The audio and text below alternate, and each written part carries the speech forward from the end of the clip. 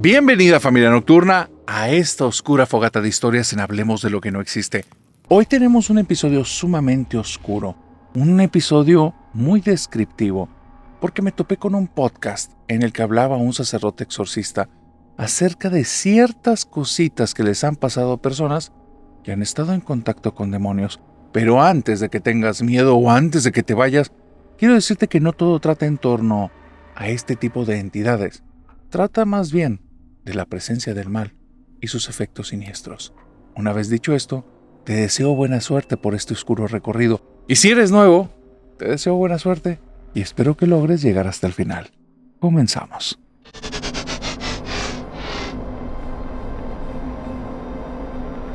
Ricardo es una persona brillante, es una persona de gran corazón.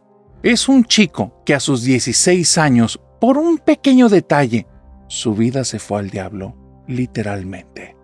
Ricardo al día de hoy tiene más de 40 años, pero allá, cuando tenía escasos 16 años, cuando estaba en el tiempo de la preparatoria, vivió un suceso tan impactante que destrozó por completo su vida, todo lo que había vivido antes y todo lo que estaba por vivir.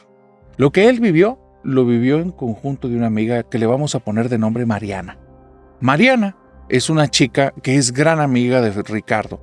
Los dos, cuando están juntos, tienen una química, pero es una química de amistad, es una química que ellos han notado que no va más allá de eso. Hay una cuestión, y es que Ricardo es una persona muy tímida. Sí platica bien, sí platica a gusto, pero es tímido. Hay temas que no toca, hay cosas de las que prefiere sacar la vuelta. Fácilmente, si toca ciertos temas, se pone muy nervioso y tiene que ver con su familia. Y es que su familia, su papá y su mamá, son dos personas muy calladas, son dos personas que siempre repiten una y otra vez: los trapitos sucios se lavan en casa. Pero con eso se refieren prácticamente a cualquier cosa. Toda conversación que se ha tenido en la casa, toda situación que se ha vivido ahí, cualquier cosa familiar o cualquier cosa que les competa a ellos, no se discute fuera de la casa. Te cuento todo esto porque hay que entender que hasta sus 16 años Ricardo había invitado solo a 2 personas en su casa. Mariana es la segunda.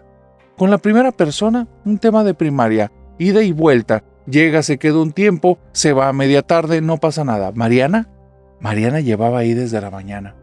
Estaban haciendo algún tipo de trabajo para terminar algo de la preparatoria y de repente, cuando eran cerca de las 6:30 de la tarde, se escucha un grito, pero un grito espantoso en la casa.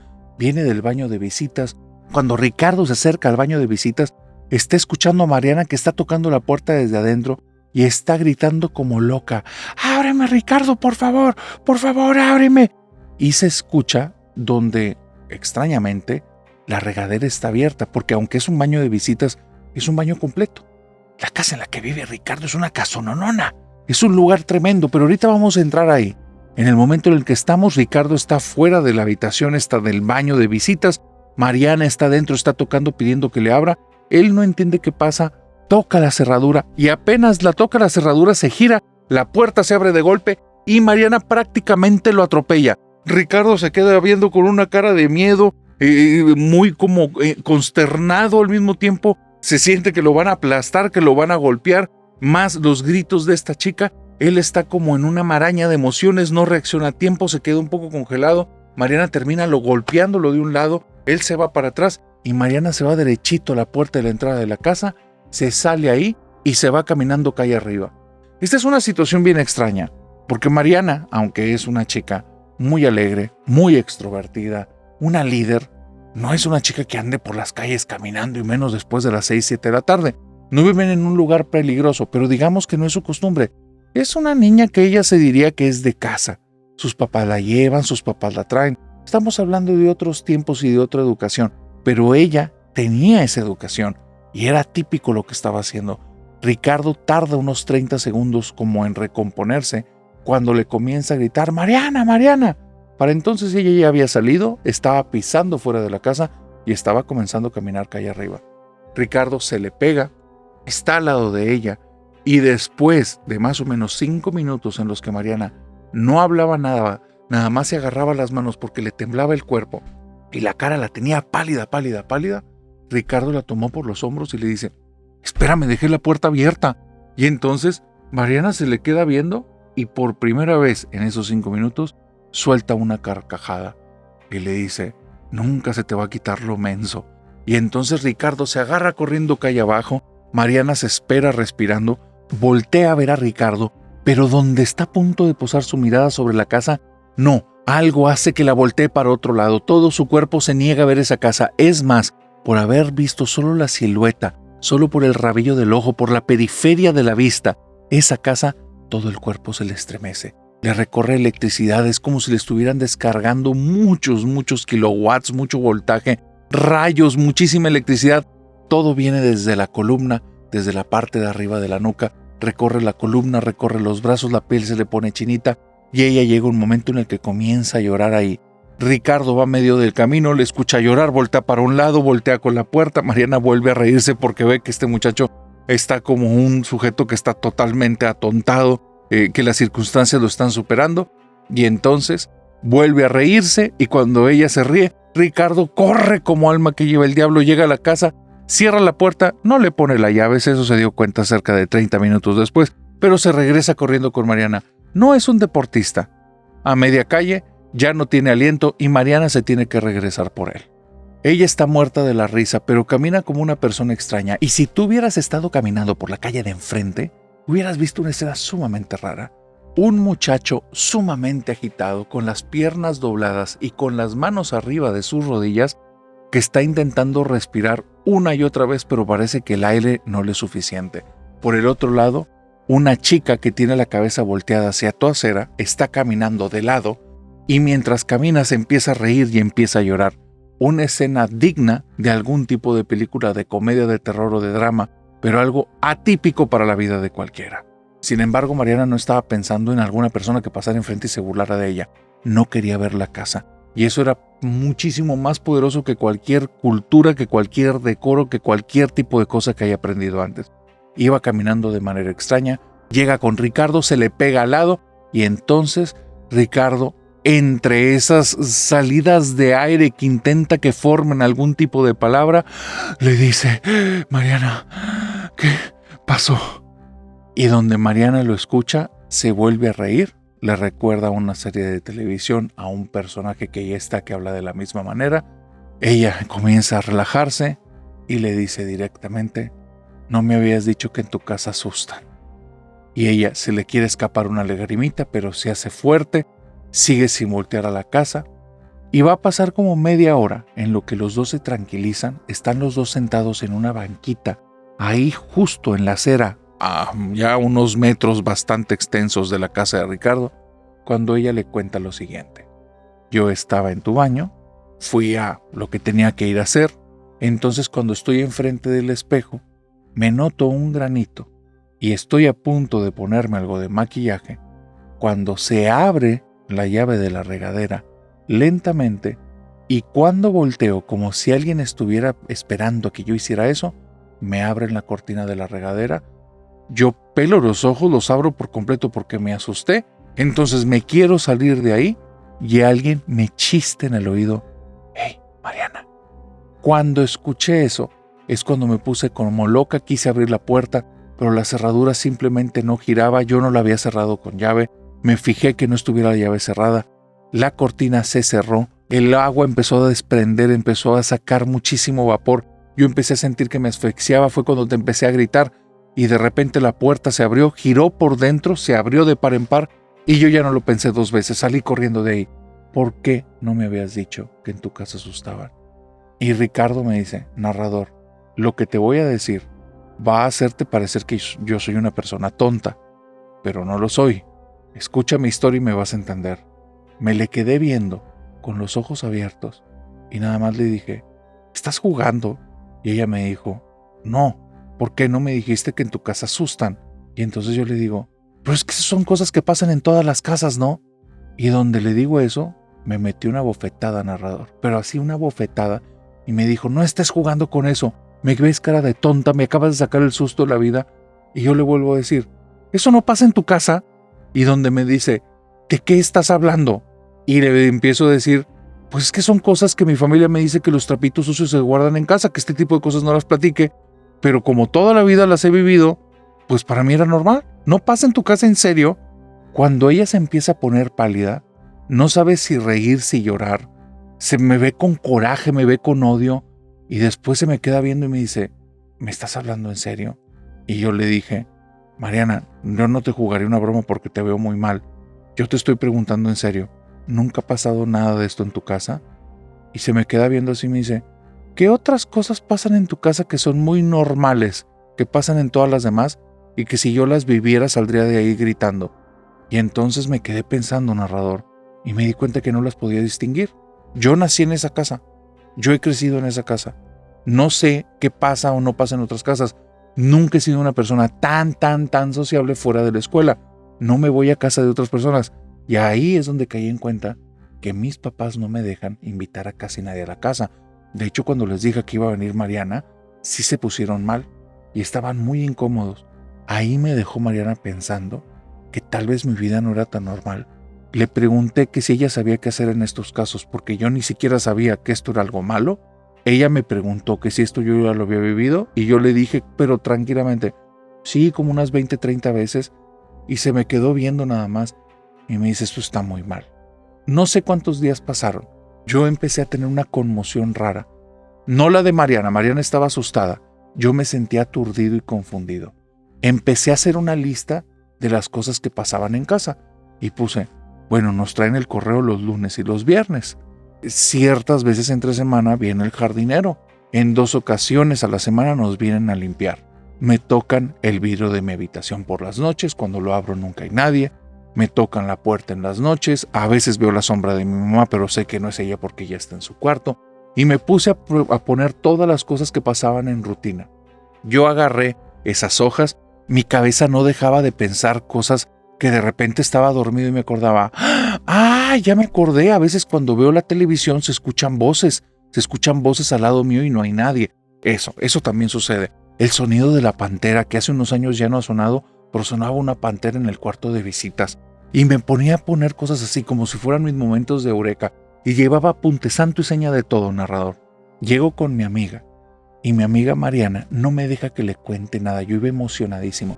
Ya tengo una lista de las cosas que pasan en la casa. Le acerco la libreta y ella me la quita y dice, quita eso de ahí. Te voy a llevar con alguien que te va a ayudar.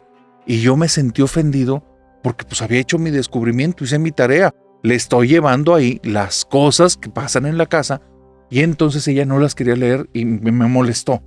Ella esa tarde, aun cuando yo estaba molesto, me convenció para llevarme con un padrecito, un sacerdote que era amigo de su familia. Cuando ella me preguntó de qué religión soy, yo le dije, creo que soy católico, pero mis papás nunca hacen nada. Pero según yo sí soy católico. Entonces me lleva con un sacerdote católico y este sacerdote católico apenas me ve, me pone la mano en el hombro y me dice, muchachito, lo que estás viviendo no es normal, ten mucho cuidado. Me entrega un crucifijo que es de cobre, me entrega aparte un botecito de agua bendita y me dice, te voy a pedir que hagas esta prueba en tu casa y espérate una semana. Si en una semana pasa algo, ven a hablar conmigo. La prueba fue muy sencilla. Todos los días durante 7 días, yo iba a poner el crucifijo desde el día 1 en una pared de mi habitación. Todos los días, mañana, tarde y noche, le iba a echar unas gotitas de agua del agua bendita. Iba a hacer 2 o 3 oraciones que me dijo el padre y me iba a poner ahí a platicar con Dios.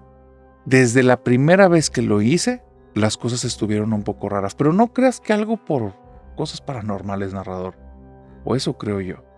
Cuando yo echo las gotitas de ahí, el cuarto empieza a oler muy feo, como a químicos, al punto que me da miedo y me dan ganas de ir a echar todo ese bote de agua al inodoro o a cualquier otra cosa, porque dije, me engañó ese viejo, me está dando algún químico y después va a ser un truco de magia y me va a decir que mi casa está embrujada. Yo no le creo.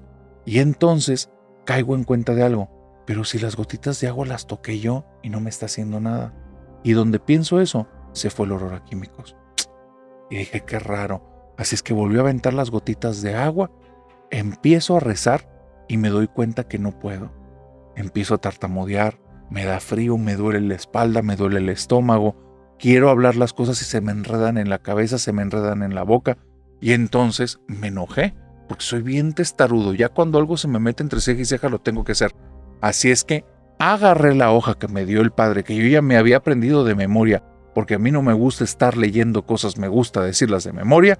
Voy, agarro la hoja y me voy palabra por palabra y no puedo. Se me enredan en la boca. Y entonces nada más digo con la boca enredada, ¡ah, no! Y empiezo a narrar, letra por letra, S, O, Y, y terminé diciendo, soy Ricardo y voy a rezar.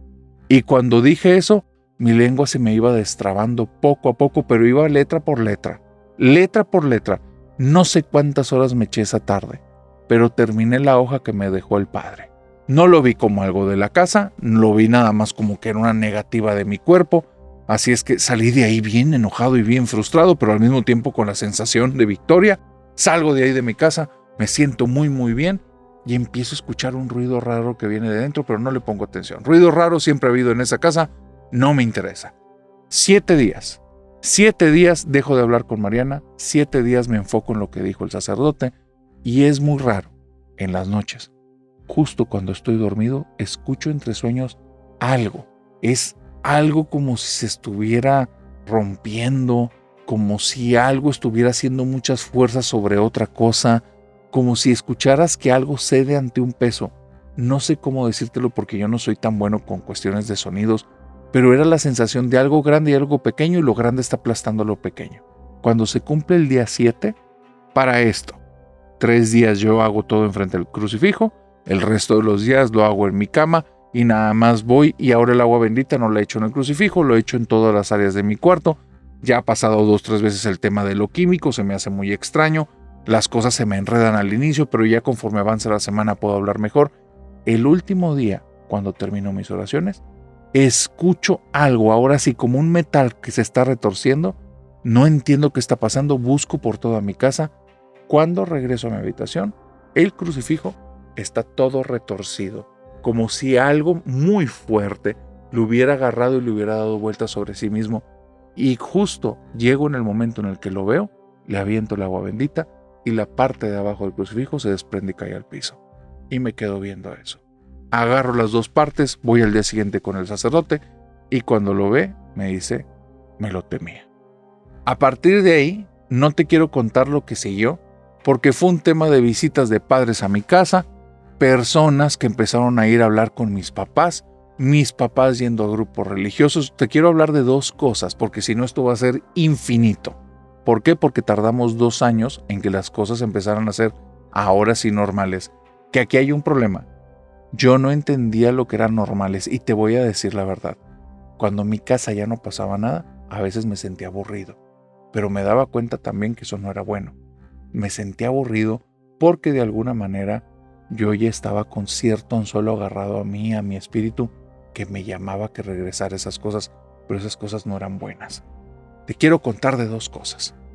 Lo primero, esa libreta con las cosas que apunté y la reacción de mi amiga Mariana, que toda la vida lo he recordado, aunque Mariana y yo ya no nos hablamos, cada quien agarró caminos diferentes conforme pasaron los años, me acuerdo de esa cara y yo suelto la carcajada. Mi amiga agarra la libreta, empieza a leer las cosas y bosteza y dice, ay no, o sea, realmente hiciste un listado de todo. Cuando llegó a lo del jardinero me dijo, tienes jardinero, ni plantas tiene. Y le digo, pues es un arbolito afuera, pero mis papás no lo cortan y yo no me voy a lastimar subiéndome esa cosa. Y entonces me dice, no, ustedes en serio son cosa aparte. Y donde me está diciendo eso, se pone a leer y me dice, ¿cómo que se escucha una pantera? ¿Qué es eso? Y entonces yo le digo, ¿en serio en tu casa no se escuchan de repente animales? Dice, pues los perros del vecino. No, animales salvajes. Y en alguna habitación en la que no haya nada. Y me dice, Ricardo, ¿eres tonto o qué? ¿Cómo va a pasar eso? Y yo le digo, pues es que cuando yo era niño, hace ya años que no pasa, pero cuando yo era niño, no me acercaba a ciertas habitaciones porque decía, ay, papá trajo un león, y era porque sonaban animales salvajes. Se me quedaba viendo con una cara, narrador, como si estuviera viendo la persona más estúpida que existe en el planeta, pero es que ya no entendía que esa era mi casa. O sea, yo no conocía otra casa, yo no iba a casas de otras personas. Para mí no existía otra cosa de realidad, eso era lo normal.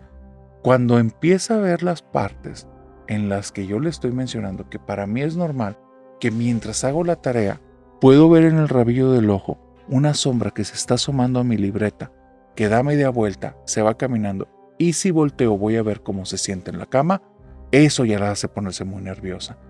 Cuando le cuento que en mi casa, y esto fue a raíz de lo del crucifijo, no se pueden hacer oraciones porque algo pasa, eso la puso muy mal. Cuando le digo que en mis sueños continuamente aparecen cosas que son feas, que son cosas de películas de terror, y que cuando abro los ojos en la realidad están ahí, a veces enfrente de mi cama, a veces en el umbral de la puerta de mi habitación. Ella se me queda viendo y me dice, ya esto nada más lo escribiste como para hacerme sentir miedo. Y yo le dije, tampoco pasa entonces contigo, porque todas las cosas que puse en esa libreta eran verdad. Yo me acostumbré que si estaba jugando un videojuego, de repente escuchaba un susurro en mi oreja y simplemente no le hagas caso. Ay, porque si le haces caso te van a estar molestando todos los días. Vas a estar en la cama y te van a jalar un pie, te van a quitar la sábana, vas a estar allí acostado y de repente vas a empezar a sentir frío y sabes que ni es el aire acondicionado que se encendió, ni es ninguna ventana, es uno de estos que te está abrazando y si le pones mucha atención vas a sentir los brazos que te están apretando y es un fastidio. Cuando llegan estos seres a hablarte cerca del oído y les pones atención, no paran de hablar y siguen hable y hable y hable. Yo tenía que aprender a ponerle atención un poquito y a dejarle de ponerle atención y aparentar siempre que estaba en otra cosa como si no escuchara. Entonces era bien cansado. Cuando me empecé a enterar que nada de esto nadie lo vivía más que yo, dije, no, si estoy medio menso. No sé cómo me acostumbré a tanta cosa. Narrador. En la casa teníamos una habitación prohibida. Esa habitación era la habitación que sí de repente no me hacía sentir nada cómodo en la casa. Cuando tú abrías la habitación, había alguien adentro. Personas que no deberían de estar ahí. Personas con rostros quemados, con rostros muy lastimados, con cuerpos llenos de ese líquido vital rojo como tú dices. Personas que de repente se veía que no tenían ninguna buena intención. Tengo muy grabado que en una ocasión llegué, abrí esa puerta y me quedé viendo porque había dos niños. Los dos niños estaban parados frente uno del otro. La niña llevaba un osito de peluche que se veía todo manchado con motas rojas, espero que me puedas entender, y el niño, cuando voltea a verme, sus ojos se le vuelven de color rojo, pero un color rojo líquido vital horrible. Yo me empiezo a poner pálido, no sé qué pasa, que mi mamá nada más llega, me agarra la mano, me mete un azote y me dice, en esa habitación no te metas, esa habitación nada más es de papá y mamá. Voltea a la habitación y cierra la puerta y me lleva caminando al comedor. Después de eso, narrador, yo no tenía por qué abrir esa habitación. Esa habitación era de papá y de mamá. Pero eso no quitaba ocasiones en las que yo iba pasando, cuando papá y mamá la estaban abriendo para depositar cosas adentro, porque ahí nada más de repente aventaban cosas. Aventaban ramos con flores envueltos en algún tipo de hilo o en algún tipo de papel. Aventaban cosas aromáticas que aventaban algo de humo. Y ese cuarto prácticamente la tenían así con puros desechos. Nunca lo usaban. ¿Por qué? No tengo ni la menor idea. O bueno, no la tenía. Pero en esos momentos que papá y mamá lo abrían, me tocó ver cosas. Me tocó ver desde una mujer que yo creo que mamá no la vio, que era una mujer muy alta, de manos largas y huesudas, de piel pálida, pálida, pálida, y no lograba ver su rostro, pero por el cuerpo se veía que era una mujer, y le estaba a punto de tocar el rostro de mi mamá cuando mi mamá cerró la puerta. Esa habitación es la única habitación en la que sí, definitivamente, yo no quería entrar. De ahí no venía el grito de la pantera ni de nada de esto, de ahí no pasaban la mayor parte de las cosas, pero parece que esa era la habitación a la que mis papás sí le tenían miedo. Bueno, fui un día y hablé con mi papá. Ya después de que viniera el sacerdote, que hablara con ellos, que empezáramos como un proceso de descontaminación o liberación de la casa, que yo empezara a entender que estas cosas no eran normales, un día me atrevo a hablar con papá y le digo, papá, ustedes no sabían que esto no era normal. Siempre habían vivido aquí. ¿Cuál es la historia de esta casa? Y mi papá se empieza a poner rojo, narrador, y me dice que le da mucha vergüenza decirlo, pero que simplemente fue algo que se le salió de las manos. Nos esperamos como una semana. Mi papá era una persona muy discreta, mi mamá también, y entonces me cuentan la historia que hace que vea de manera diferente toda mi vida y no necesariamente para bien. Ahí te va. Resulta que papá y mamá Son una pareja en las cuales vienen de una familia, pues digamos, con algo de ahorros un poquito fuertes, y que cuando ellos decidieron casarse, cuando ambos tenían 20 años, las familias de ambos convinieron en comprarles una casa, la casa en la que están viviendo. Esta casa en la que están viviendo era una casona, una casa muy bonita, una casa cara pero que necesitaba remodelaciones, y lo que sí le dijeron a mi papá: tú te vas a encargar de remodelarla. Él dijo que estaba muy bien, en ese tiempo acababa de graduarse, tenía apenas un año o poquito más, y él comienza a remodelar la casa y todo va perfecto. Cuando cumple 22 años él, y mi mamá tiene la misma edad, aún no me tenían porque yo soy hijo único, pero ellos deciden que es el momento de remodelar la casa. Mi papá tenía un súper trabajo de ingeniero, le pagaban increíblemente bien. Mi mamá en ese tiempo no quería pasar todo el tiempo en casa, entonces tiene un trabajo dando clases y tiene un sueldo que estaba bastante decente. Entonces, papá comienza a invertir. Es un muy buen rato de remodelaciones, la casa queda espectacular, queda increíble, hermosa, que es la casa que yo conozco. Es una casa bonita, ya anticuada debo de decir, pero bonita. Y entonces mis papás deciden hacer un open house.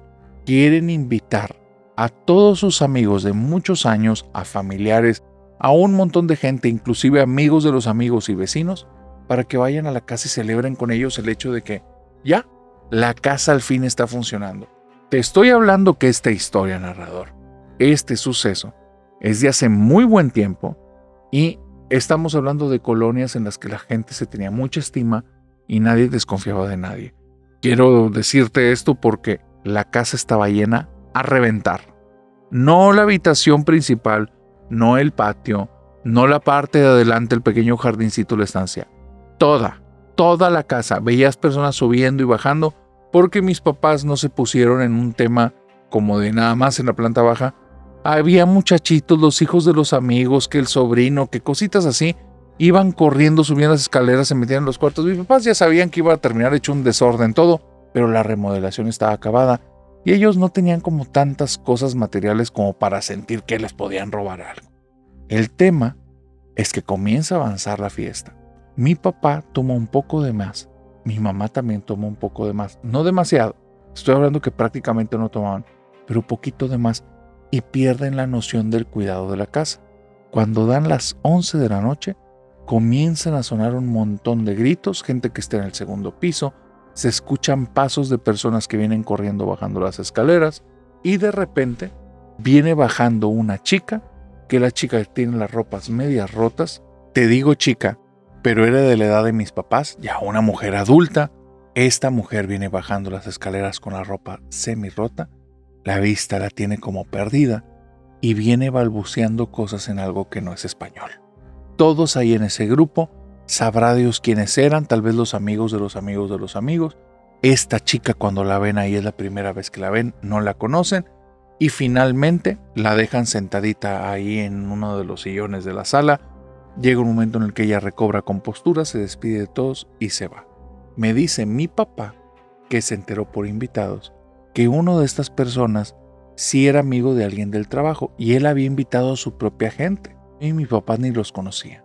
Ellos se fueron al segundo piso, a la habitación prohibida de mis papás, que en ese tiempo no estaba prohibida, esa iba a ser su habitación, pero todavía no tenían muebles, así es que estaba vacía. Acababan de poner los últimos tapices, así es que no era una habitación en uso, y jugaron a la Ouija. Después de eso, mi papá no le daba importancia a la Ouija. La Ouija es un juego que te lo venden en muchas tiendas convencionales. Es un juego para niños, es algo ridículo para personas supersticiosas. Yo soy un ingeniero, no creo en tonterías.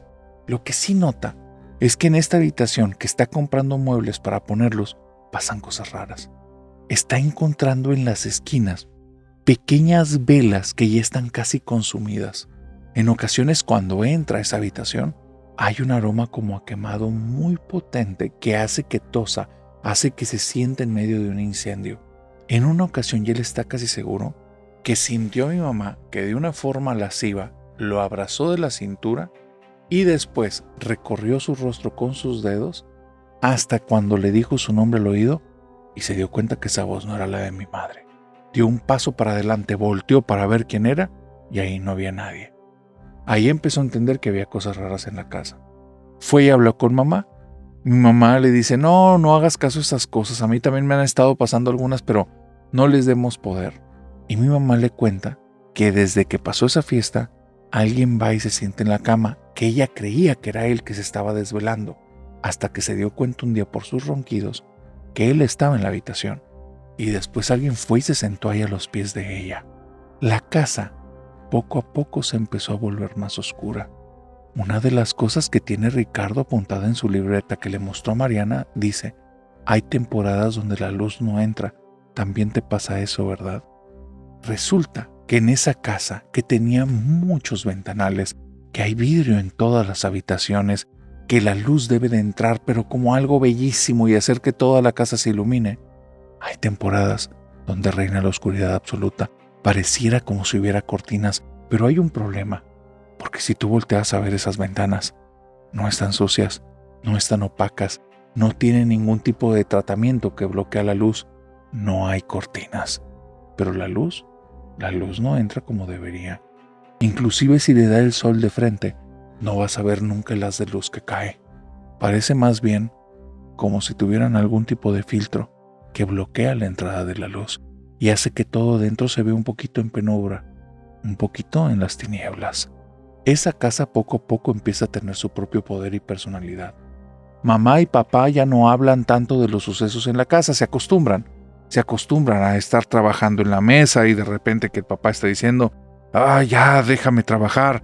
¿Por qué? Porque la pluma que acaba de dejar a un lado rueda hacia el lado derecho, la toma, está escribiendo, la hoja se mueve hacia abajo sola, la pone en su lugar, comienza a escribir y entonces siente como si alguien le respirara aquí en el lóbulo de la oreja y se le pone toda la oreja, toda la nuca y toda la piel chinita y entonces él voltea y dice, ya, déjame trabajar. Él ya se acostumbró a hablarle al aire, a hablarle a la nada. Es algo que poco a poco, de forma sutil, se fue instaurando en el lugar. ¿Quién sabe si fue? Porque en las primeras ocasiones, después de haber platicado acerca de esa persona que se sentaba en la cama, él se iba a dormir y sentía como unas manos que lo acariciaban un poco para calmarlo, para después apretarlo fuertemente de los brazos y levantarse con moretones en los brazos, en la espalda. Tal vez porque ella, para no quitarle el sueño, se aguantaba la sensación de unas uñas que la rasguñaban un poco en la pantorrilla y sabía perfectamente que no eran de su esposo ni de ella. Tal vez la situación en la que aparecían cosas raras en la casa, a veces grupos de insectos grandes que de repente desaparecían. Justo sonaban las abejas a veces o sonaban diferentes cosas en esa habitación. Cuando abrían la puerta, allá había un enjambre, una marabunta, cerraban la puerta y cuando la abrían para enseñarle al otro lo que acababan de ver, la habitación estaba vacía. Una habitación que de repente era muy extraño. Ya llevamos 7 u 8 meses viviendo aquí, ¿por qué no hemos puesto muebles ahí? Y cuando se ponían a pensar en los muebles que querían llevar, llegaban a la habitación, la abrían y un aire frío, que no tenía ningún tipo de procedencia ni forma de haberse quedado guardado ahí, salía y los abrazaba, salía y les daba la bienvenida. Era su forma la casa de decirles, esta casa ya no les pertenece, ahora es mía. Esa cosa a la que los otros jugando la ouija atrajeron a este lugar, o esas cosas, poco a poco se volvieron dueñas de ese lugar. Y entonces el papá de Ricardo le iba contando, en algún momento nos acostumbramos, hijo, nos dio vergüenza, me da vergüenza ir a hablar con los vecinos, te quiero decir algo que pasó y hasta ahorita caigo en cuenta que no tenía ningún sentido. Tu mamá y yo éramos muy religiosos, por seguir el juego tu mamá de convicción, y en la casa tu mamá tenía una Virgen de Fátima en la entrada, tenía un cuadro de San Judas Tadeo en las escaleras y en nuestra habitación siempre tenía su crucifijo y tenía una medalla milagrosa. Cuando hicimos remodelación de la casa que estábamos tan entusiasmados, no te quiero decir que haya sido algo a propósito, pero pasó así. Lo primero que decidimos fue eliminar todos los artículos religiosos de la casa y todo. Tu mamá tenía botellitas de agua bendita en diferentes partes de la casa, todo se iba de la casa. Eso nos llevó a nunca hacer oraciones, jamás asistíamos a misa y era un tema que se nos olvidaba. Hasta ahora que vino el padre y empezó a hacer eso, caí en cuenta de por qué la remodelación de la casa fue quitar eso nada más. No le hicimos otro cambio y no nos dimos cuenta. Cuando sacamos el último artículo religioso, Hicimos otro penthouse, hijo, sin sentido. Ahora que lo pienso, no tiene sentido. Y había algo dentro de nosotros que nos pedía que rezáramos y no podía. Yo me acuerdo que alguna oración que me sabía por ahí, el Padre Nuestro tal vez, o algo que me enseñaron en casa, lo tenía de memoria, pero dentro de esa casa se volvía confuso, se volvía pesado, se volvía imposible de expresar. Ahora que estamos rezando en la casa, ¿sientes ese aire? Las cosas han cambiado, no sé por qué, pero ¿sabes qué sí hizo que me diera cuenta que definitivamente esta casa le habían traído algo malo? Y cuando yo le pregunté a mi papá, pues son demasiadas cosas, ¿cuál fue la que te hizo a ti sentir que algo ya está mejor? Ricardo, ya hay luz dentro de la casa. No tenemos que tener prendido todo el día los focos. Ya entra la luz por las ventanas. ¿Y sabes qué? No les hicimos nada. Nada. No tuvimos ni que limpiarlas. Un día simplemente comenzó a entrar y ahora es donde entendí que simplemente el mal nos fue adaptando a vivir junto con él.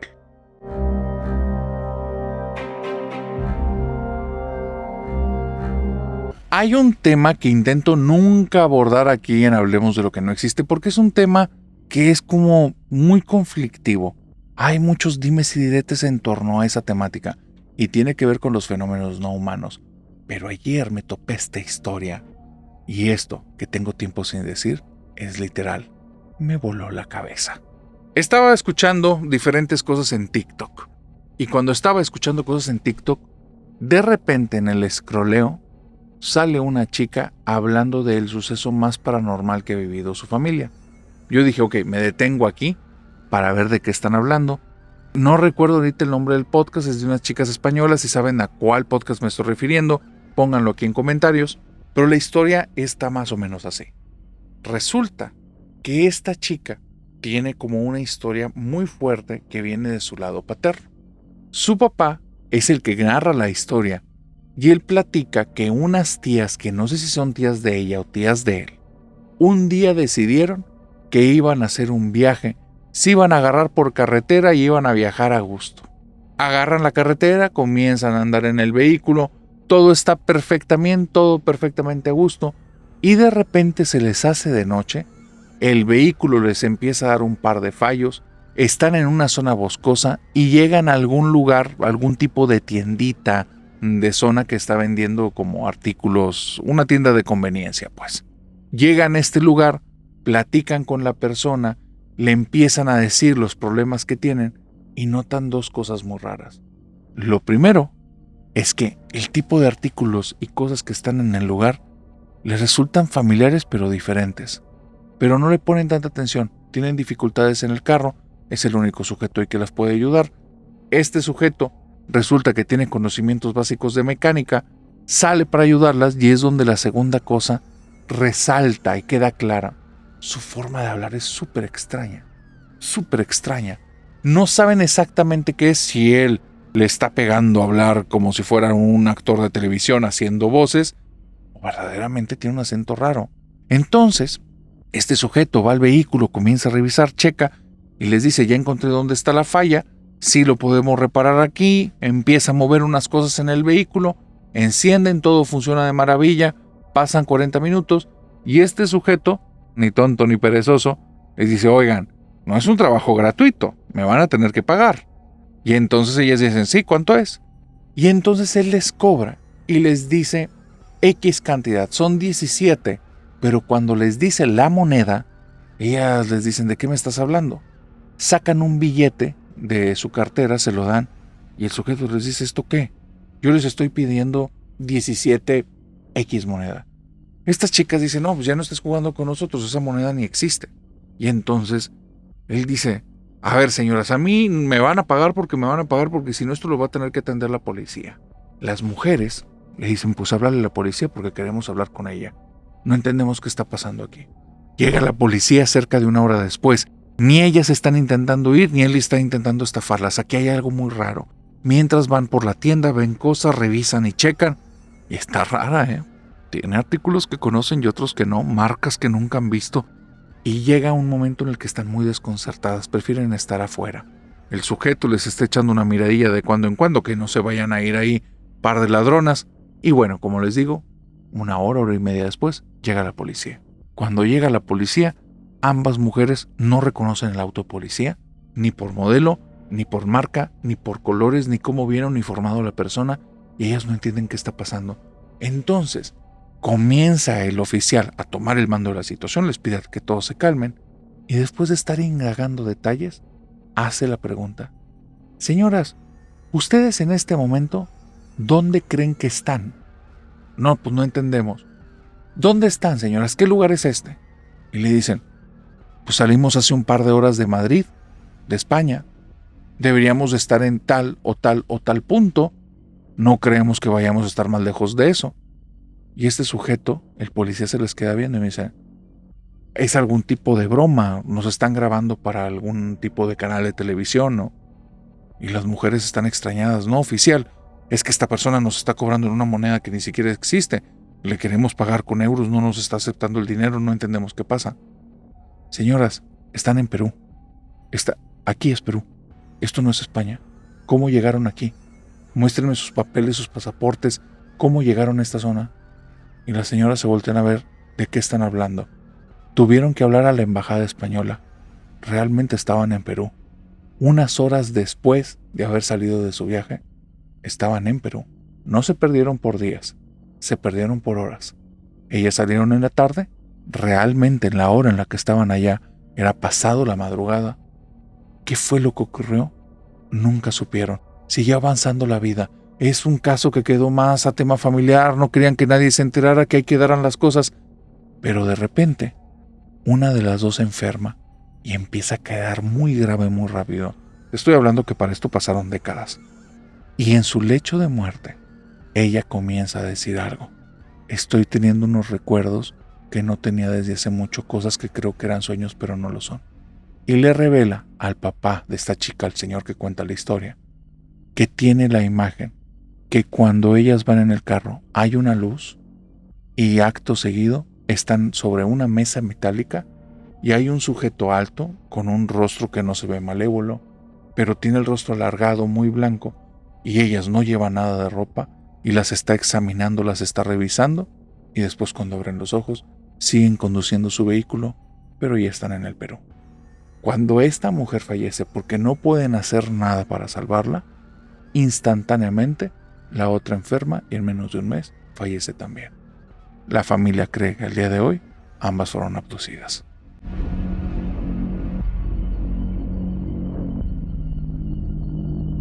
Ten cuidado con las flores de venganza. Eso es lo que me escribió Emanuel y desde ahí dije: a ver, esto me llama la atención.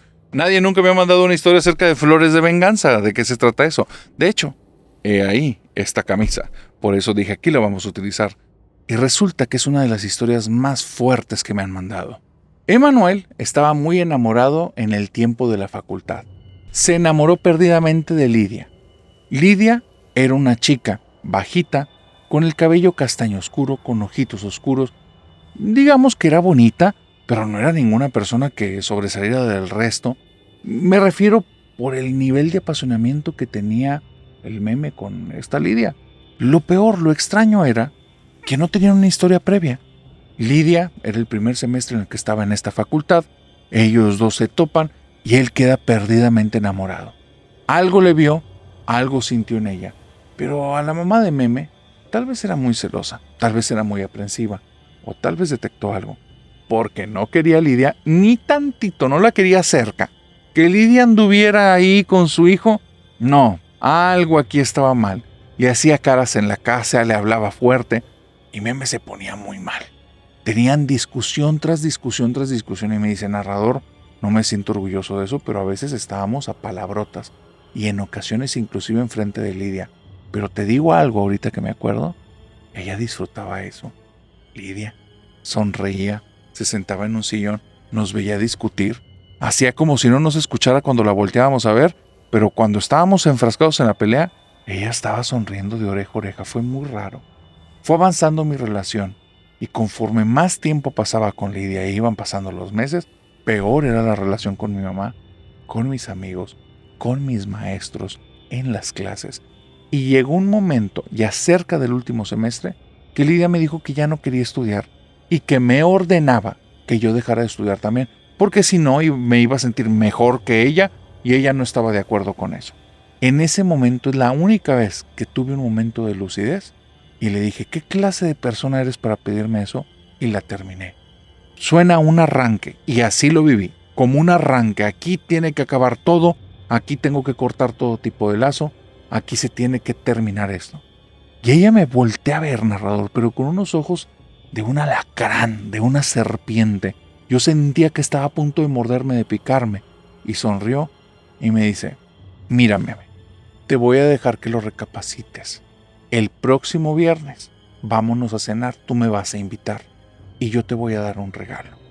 Si después de eso me quieres dejar, entonces no te voy a rogar porque yo no le robo a nadie y te vas a arrepentir toda tu vida. Pero tienes de aquí al viernes para pensarlo. Y se fue. Narrador, era como si se me hubiera metido en la cabeza. Soñaba con Lidia. Me levantaba y sentía que estaba en la habitación. No podía dejar de pensar en ella. Estábamos en exámenes finales. Me fui con todas a segunda. Todas las materias que llevaba bien en ese semestre a segundas completitos porque no tenía cabeza. Bueno, narrador, llega el mentado viernes. La invito a cenar y me vas a decir que soy un pusilánime, que soy una persona fácil de manipular. No lo soy. Solo era ella. Ella es la única persona que ha logrado eso en mí. No entendía cómo. La invito a cenar, vamos a cenar. Y ella todo el tiempo está en silencio viéndome nada más, preguntando una y otra vez. Entonces dime qué pensaste. Y yo le decía, es que no voy a dejar de estudiar. Y ella hacía una cara, bueno, cuando te dé mi regalito, entonces ya me dirás. Y yo seguía diciéndole, no importa que me des, yo no voy a dejar de estudiar, mejor tú sigue estudiando. Y ella sacaba los dientes, narrador, ya sacaba los colmillos porque estaba enojada y se estresaba y me dejaba de hablar otro rato. Fue un momento muy incómodo, muy largo, como de 3 horas. Al final me dijo, aquí está mi regalo. Yo creía que todo eso del regalo iba con otra connotación, ¿tú me entiendes? Y yo me había preparado para irnos a algún lugar y aceptar ese regalo. Pero en lugar de eso sacó una caja. Y esta caja era negra con un moño negro. La abrió y adentro había una rosa roja. Y entonces la tomó, me la puso enfrente y le sopló a mi cara. Y me llegó todo ese aroma a rosas. Y entonces me dice, este es para ti. Y me da un beso. Y cuando me da un beso, digamos que fue un beso francés, pero me mordió mi lengua. Y cuando me mordió mi lengua, me mordió muy duro. Y entonces ella le escupió a la rosa. Yo traía sangrita en mi boca. Me le quedé viendo como que estás loca. La metió en la caja, la cerró, me la dio y me dijo, y te vas a arrepentir toda tu vida. Y se fue. Después de eso, no volví a saber de Lidia. Se dio de baja en el siguiente semestre. Nunca me la volví a topar. Dejó de frecuentar a las personas que frecuentábamos. Yo te digo, yo ya tenía muy mala relación con mis amigos, solo me juntaba con los de ella. Los dejó de frecuentar. Nunca me llamó, nunca nada. Pero mi vida empezó a marchar mal. Yo traía un coraje tremendo. Me sentía lleno de ira todo el tiempo. El haber reprobado los exámenes, apenas llegué a mi casa y comencé a golpear una pared, lastimé mis nudillos, lastimé mis manos. La pared tenía ahí marcas de este líquido rojo y entonces tuve que ir con el doctor, casi me fracturo los dedos, empecé a tener arranques cuando alguien me pasaba en el carro. Yo le daba unos arrancones y estuve a punto de llevarme a la otra vida más de 10 ocasiones. En una ocasión mi mamá vino y me dijo, me da mucho gusto que ya no estés con esa mujer, no te convenía. Y me paré y narrador, y perdón por lo que voy a decir, pero le metí una bofetada a mi mamá. Y estaba con tanto odio y tanto coraje que después me tuve que contener y tuve que utilizar toda mi fuerza en mi interior para irme directo a un vidrio y rompí un vidrio en lugar de ir con mi mamá porque quería hacerle daño. No sabía qué me estaba pasando, yo no era una persona colérica. Todo hacía que me pusiera de una manera mal. Perdí mi trabajo, no podía conseguir otro trabajo. Si en la entrevista yo notaba que el entrevistador me estaba viendo con algunos ojos como juzgándome o de una manera en la que para mí no me convencía o me caía mal, en ese momento llegué a amenazar personas. Llegué a decir que vamos a salirnos aquí afuera, aquí nos vamos a arreglar, que para qué me hacían perder mi tiempo, que ahorita yo les iba a hacer perder el tiempo a ellos y cosas de sonríeme con esa cara, sonríe con esa cara y vas a aprender a sonreír sin dientes. Narrador, era una persona desenfrenada, llena de cólera y de ira, y así estuve. Un día mi mamá me dice, hijo, creo que tú ya te diste cuenta que algo aquí está mal. Ya habían pasado 2 años desde que había terminado con Lidia. Yo vivía prácticamente en mi casa, no hacía nada, narrador. Cuando salía de ahí ya me habían metido en 2 ocasiones a la cárcel, cosas de 2, 3, 4 días, situaciones de estar en estos lugares pequeñitos como el Torito por hacer algún tipo de infracción a la moral o cosas así, pero era porque me agarraba a golpes con las personas, las insultaba, las amenazaba. No, mi vida estaba mal, yo había perdido todo el control. Mi mamá me hace reflexionar, me llevan con una señora. Esta señora, cuando me ve, me da un abrazo y me dijo: pobrecito, mijo, a ti mira, tú nunca le quebraste el corazón. Esa mujer no te quería, esa mujer estaba jugando contigo desde el principio. Y me abraza, empieza a llorar, narrador, y de las lágrimas que esta mujer tenía, se las untó, me las puso en mi cara y nada más me dijo: quiero que te des la oportunidad de llorar, y cuando estés llorando, eso te va a despejar la vista, vas a poder ver. Y quiero que veas en tu casa dónde tienes las cosas que ella te dejó. Parecía como algún tipo de rompecabezas para el cual no tenía cabeza, pero fue muy raro. Las lágrimas de la señora, ese abrazo, me desarmó por completo. Cuando llegué a mi casa comencé a llorar como un niño y traía las palabras de la señora: busca las cosas que ella te dejó. Y ahí te va, narrador, lo que ni siquiera me había dado cuenta en 2 años que estaba. En la sala teníamos una foto grande de ella, sola. Estaba ahí. Salía ella sonriendo, la teníamos pegada en una pared junto con más fotos familiares. Y cuando veo eso, llorando, le digo a mi mamá: oye, ¿y esta fotografía por qué no la tiraste? Y mi mamá la ve y dice: ni me había dado cuenta que estaba ahí. Mi mamá, que la odiaba, no se había dado cuenta que estaba ahí la foto de esta mujer. Nos vamos a la zona del comedor. Teníamos unos aleros en los que parecían como un hombre y una mujer vestidos de novio y de novia, como de una boda. Eran cosas de ella. Y por dentro, porque cuando los abrí para quitarle la sal, traía como un revestimiento que ella le puso de un papel negro. Ya no quise ni ver qué era.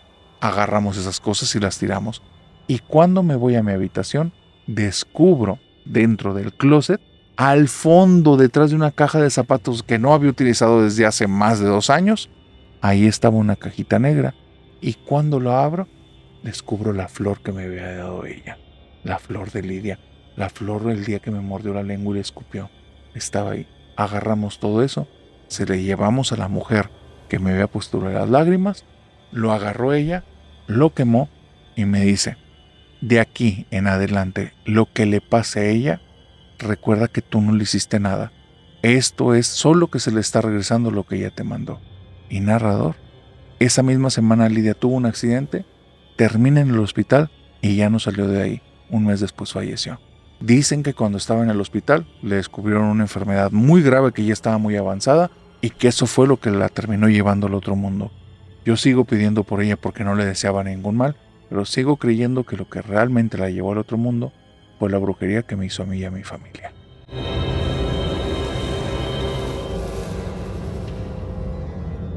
Para que un suceso paranormal termine afectando tu vida hasta extremos, no necesitas en muchas ocasiones que sea algo tan grande, tan abrupto. Puede ser algo relativamente sutil, algo que inclusive dure apenas unos segundos, pero que tenga un impacto tan brutal que haga que de ahí en adelante las cosas ya no puedan ser iguales. En el caso de Vale, le tocó algo muy desagradable. Vale es una persona que me dice: narrador, a mí me encanta el tema del terror. Soy una fiel seguidora de tu canal y de muchos otros podcasts. Aparte de eso, he visto película cuanto ha salido de terror que he tenido oportunidad de ver.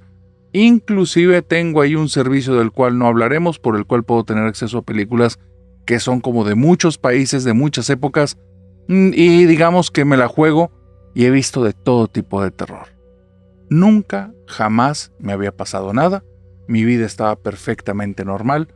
Hasta hace apenas 2 semanas en la casa de mis papás que me pasó algo que duró apenas 15 segundos y desde entonces perdí la tranquilidad, me siento con miedo y aunque me siento acompañada de un mal espíritu. Lo que me ocurrió es que estaba en casa de mis papás, fui por un par de prendas de vestir que había dejado ahí porque no tengo mucho de haberme mudado a un departamento. Y cuando subo a la que era antes mi habitación, que aún está intacta como yo la había dejado, agarro una chamarra, un par de blusas Voy bajando las escaleras de ellos dan directamente para que puedas ver la puerta de la entrada de la casa, y justo cuando piso el último escalón, volteo al piso, algo no recuerdo qué fue lo que me hizo voltear, y cuando voy levantando lentamente la mirada, en la entrada de la casa de mis papás son estas puertas de 2 hojas, eran de madera y tienen un óvalo de cristal al centro, que tienen como un tipo de bruñido, pero logras ver medio deformado lo de afuera.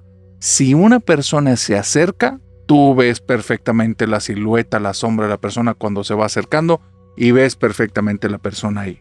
Bueno, volteo al piso, voy levantando la mirada, veo estas puertas de 2 hojas, veo este óvalo de cristal y veo cómo viene una persona acercándose.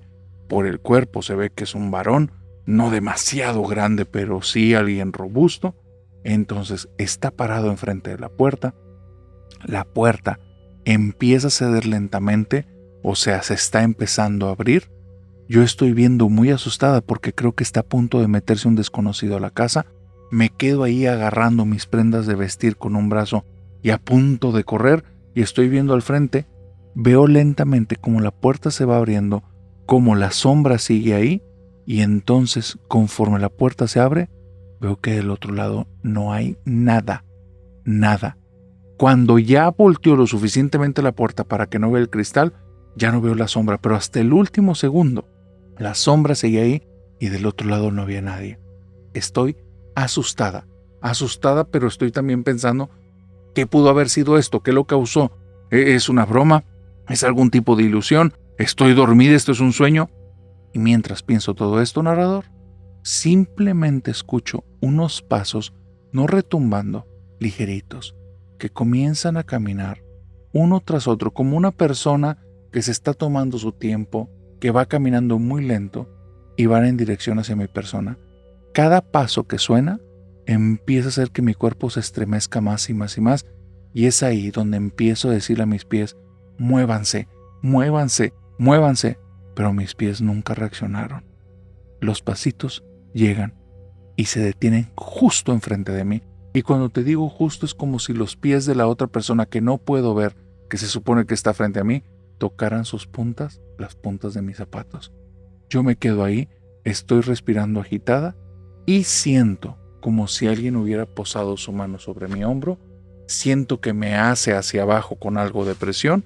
Estoy fría, como no te lo puedo decir. Y cuando me hizo presión hacia abajo, siento que me pasó algo.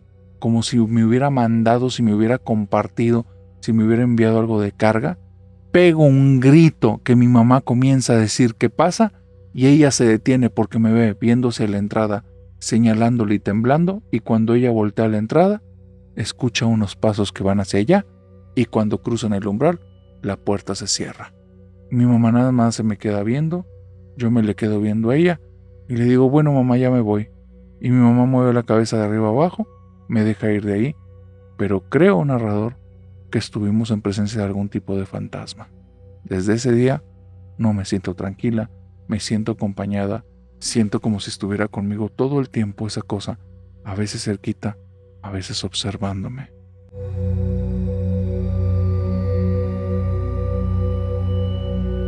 ¿Recuerdas que al inicio te conté acerca de las historias del padre Javier Luzón que estaba platicando ahí en un podcast y que hablaba de este contacto de las personas con estas entidades oscuras, los demonios? Bueno, ahora sí te voy a decir de qué era lo que estaba hablando en ese podcast. Por cierto, si eres una persona muy sensible a estos temas, te recomiendo que hasta aquí llegues en el video. Pero si en el tema de demonios te interesa saber más acerca de esto desde la vista de un exorcista, esto te va a interesar de más.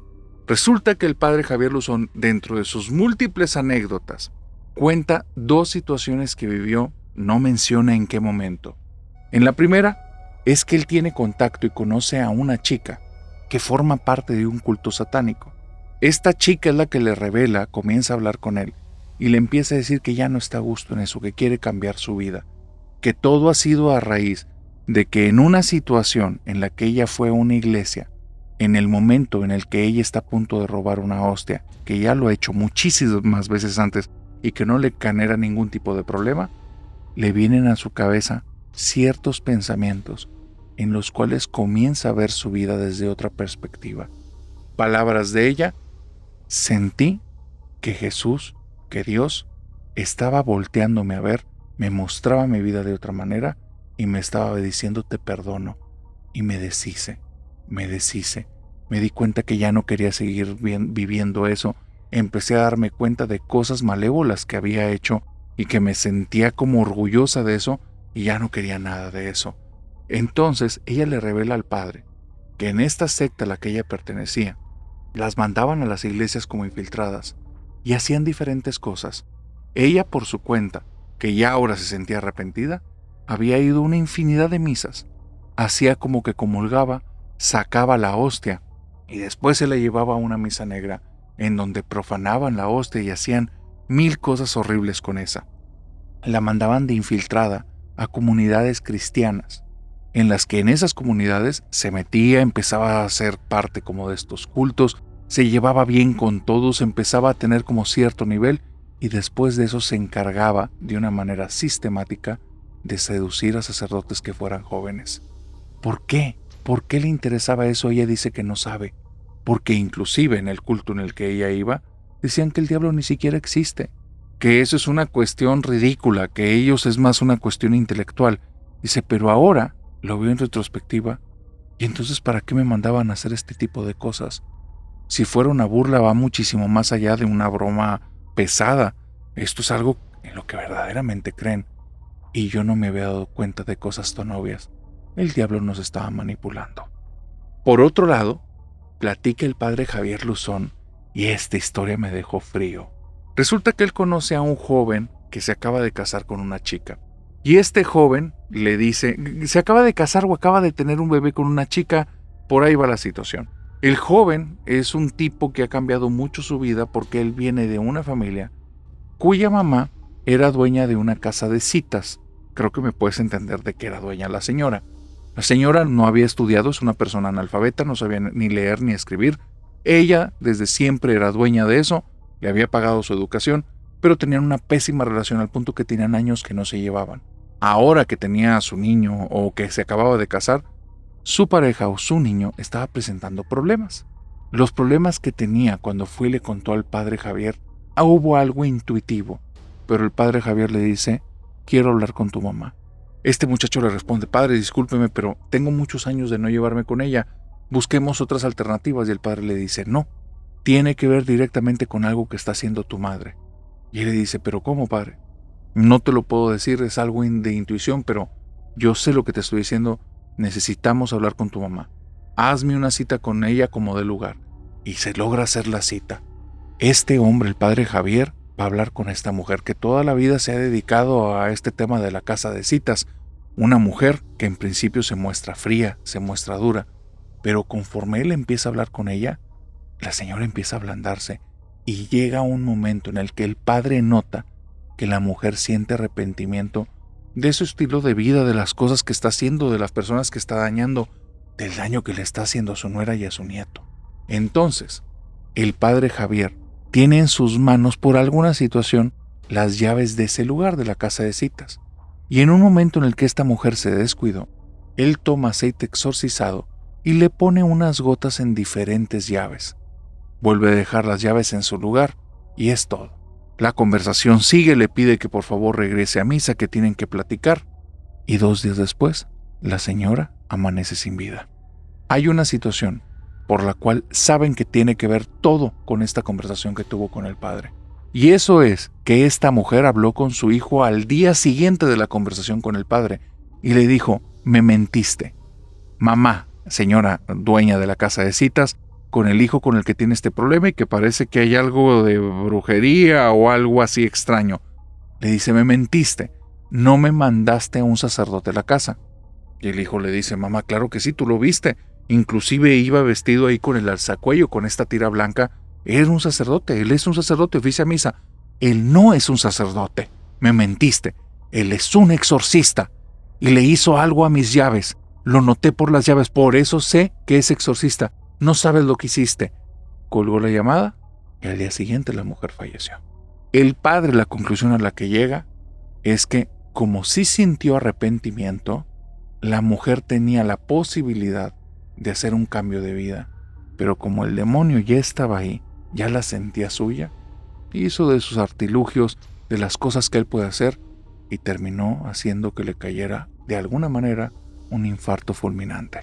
Tal vez por medio de un susto, tal vez por medio de preocupaciones, tal vez por medio de pensamientos invasivos y recurrentes.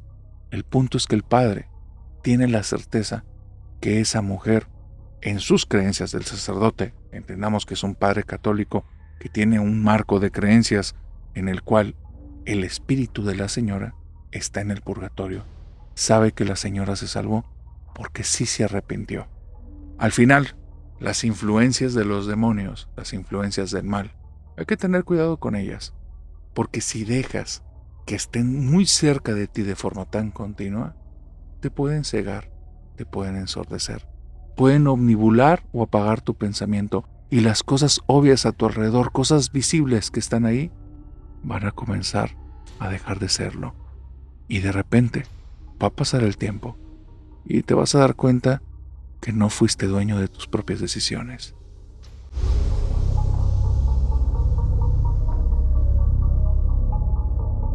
Y con esta historia, querida familia nocturna, hemos llegado al final de esta oscura fogata de historias. Pero antes de terminar, a todos aquellos que son los nuevos, todos aquellos que esta es la primera fogata que acaban de acabar, por favor, pónganme en los comentarios si la terminaron de una. Me refiero a que no hicieron pausas, que no tuvieron que dejar el video y pudieron terminar todas las historias. Y para todos aquellos que ya son familia nocturna, permítanme invocar a la familia nocturna para que se hagan presente en los comentarios y me manden buenos deseos, porque pasado mañana es la presentación aquí en Monterrey, es el inicio de las fogatas en vivo, que por favor manténganse atentos.